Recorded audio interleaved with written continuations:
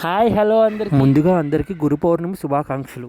ఇవాళ గురు పౌర్ణమి సందర్భంగా మీ అందరి కోసం చూస్తున్నారు కదండి దత్తాత్రేయ స్వామి గుడి. ఇది స్వయంభూ దత్తాత్రేయ స్వామి గుడి. ఇది ఎక్కడుందంటే మనకి సీతారాం బాగ్ దత్తాత్రేయ నగర్లో ఉన్నదండి. ఇది స్వయంభూ ఓవర్ 500 years బ్యాక్ కన్స్ట్రక్ట్ చేసిందంట. చాలా బాగుంది. కాకపోతే కొంచెం స్టెప్స్ ఉంటాయి, ఒక 150 to 200 మెట్లు ఎక్కితే మీకు వ్యూ కూడా చూశారు కదా, మొత్తం హైదరాబాద్ అంతా కనిపిస్తుంది. అక్కడ చూశారు కదా మీకు బిర్లా మందిర్, అసెంబ్లీ, ఇంకా అంబేద్కర్ విగ్రహం అన్నీ కనిపిస్తాయి. మొత్తం హైదరాబాద్ అంతా కనిపిస్తుంది. చూశారు కదా ఇక్కడ మెట్లు ఉంటాయన్నాను కదా, ఇక్కడ పూజ చేస్తారనమాట. ప్రతి మెట్టుకు చాలామంది మొక్కుకుంటారు. మొక్కుకున్న తర్వాత ఈ మెట్లకి ఇట్లా పసుపు కుంకుమ ఇట్లా బొట్లు పెట్టి టెంపుల్ మెట్లు ఎక్కుతారనమాట.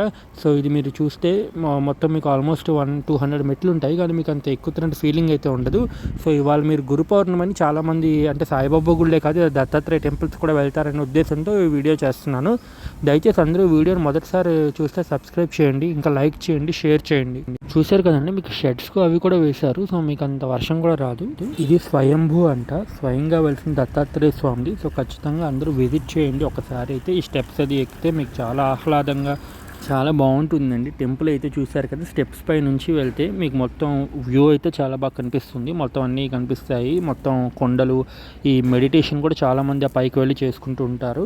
సో చూశారు కదా మొత్తం ఆల్మోస్ట్ 150 to 200 స్టెప్స్ ఉంటాయి.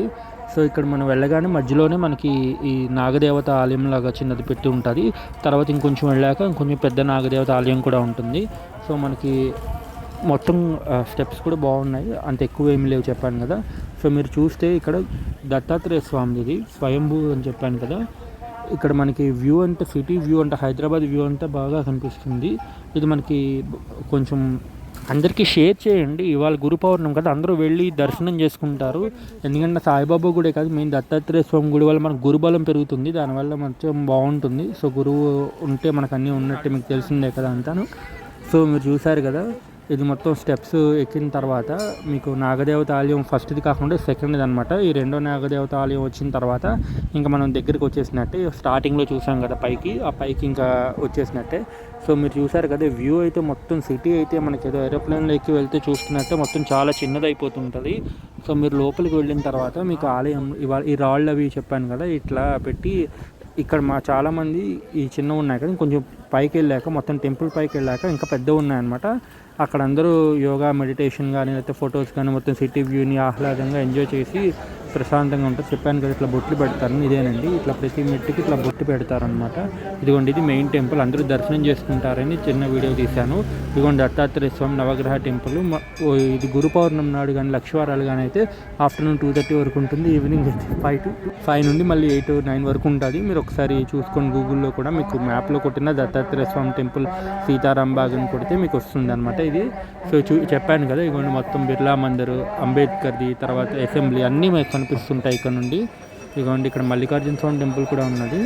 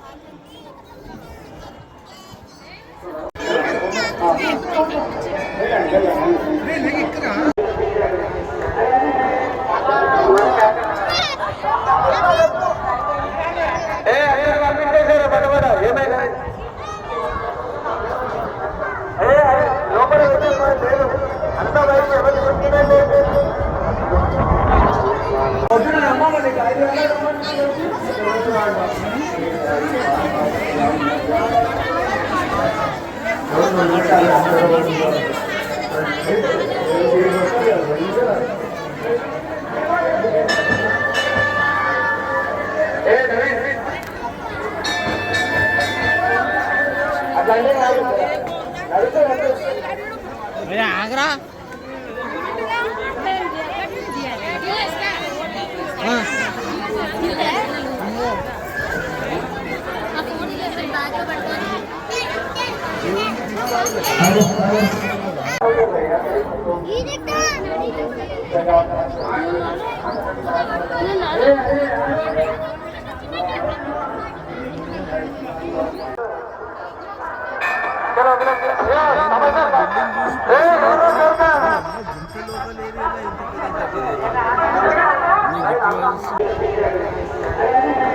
चलो